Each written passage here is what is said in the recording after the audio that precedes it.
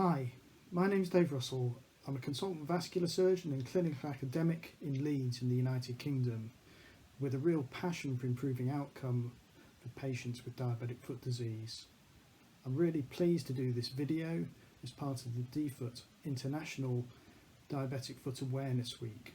The questions have been posed by my youngest son Sam, who's 10. Do you think we have enough awareness of the impact of diabetic foot disease on health services and our patients? No, I do not think we have enough awareness of the impact of diabetic foot disease on health services or our patients.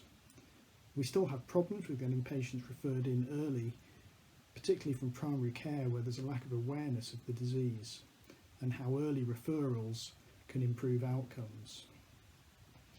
For patients, we had to change the name of our clinic recently to the Diabetes Limb Salvage Service rather than the Diabetic Foot Ulcer Clinic, as patients came to us regularly saying, "I can't believe I ended up with an amputation when all I had was an ulcer." We also really struggle with getting the finance to provide the services we need to allow us to best reduce amputations for patients. What has been the biggest advance in the management of diabetic foot in your career? As a vascular surgeon, I think I have to say that the biggest advance in the management of diabetic foot disease in my career is the progression of crural angioplasty and bypass. Furring of the arteries in people with diabetes tends to affect the region between the knee and the ankle. As a trainee, we never looked at the foot to see whether there were potential routes for bypass. And I'm pleased to say that a number of patients who went on to have amputations as a trainee are now routinely offered revascularisation, either through keyhole techniques of angioplasty and stent or by bypass operations.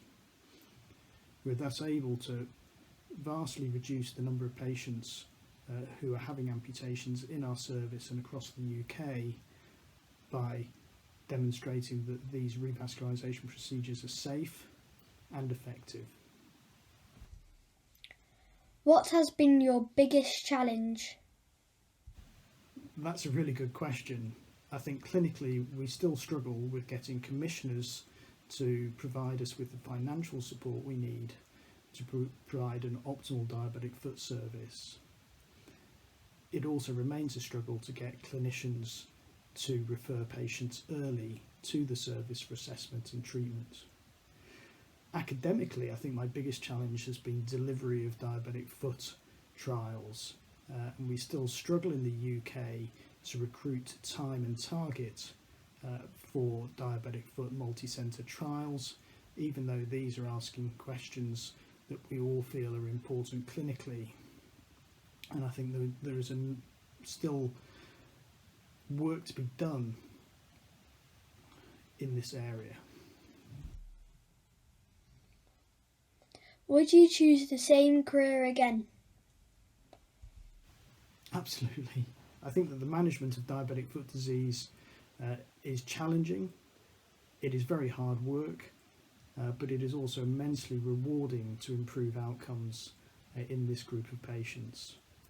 Although I do hope that I have some time left in my career and can continue to contribute in my current career, which isn't quite over yet.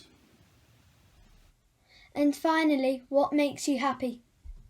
Professionally, there is nothing more rewarding than seeing a patient who is at risk of amputation walking out of clinic, having healed their ulcer following our interventions. Personally, spending time with my family and also seeing Brighton and Hove Albion Football Club so high up the English Premier League make me very happy at this time. Thank you.